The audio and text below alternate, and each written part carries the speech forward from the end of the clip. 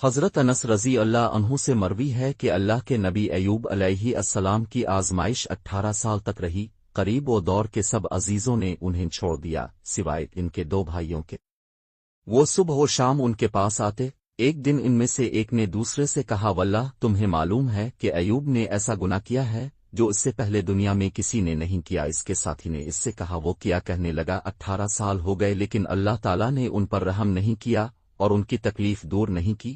جب شام کو وہ دونوں ایوب علیہ السلام کے پاس آئے تو جس شخص سے یہ بات کہی گئی تھی اس سے صبر نہ ہو سکا، یہاں تک کہ اس نے ان سے اس بات کا ذکر کر دیا۔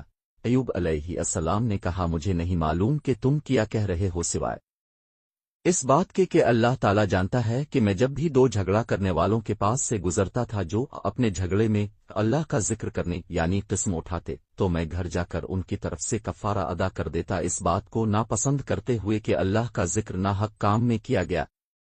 ایوب علیہ السلام قضائی حاجت کے لیے باہر نکلا کرتے تھے۔ جب وہ قضائی حاجت کر لیتے تو ان کی بیوی گھر آنے تک ان کا ہاتھ پکڑے رکھتی۔ ایک دن انہوں نے دیر کر دی اور ان کی طرف وحی کی گئی کہ سورۃ سواد، اپنا پاؤں مارو، یہ نہانے اور پینے کا ٹھنڈا پانی ہے۔ ان کی بیوی کو ان کی تاخیر کا احساس ہوا تو وہ انہیں دیکھنے نکل پڑی۔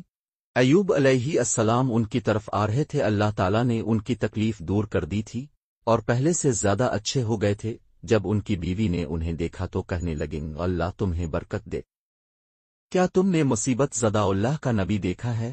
واللہ وہ اسی راستے پر گیا تھا جب وہ صحیح تھا، تو میں نے تم سے زیادہ اس کے مشابہ کسی کو نہیں دیکھا۔ ایوب علیہ السلام نے کہا، میں ہی وہ ہوں۔ ان کے لیے 2 ڈھیر تھے، ایک گندم کا، دوسرا جو کا۔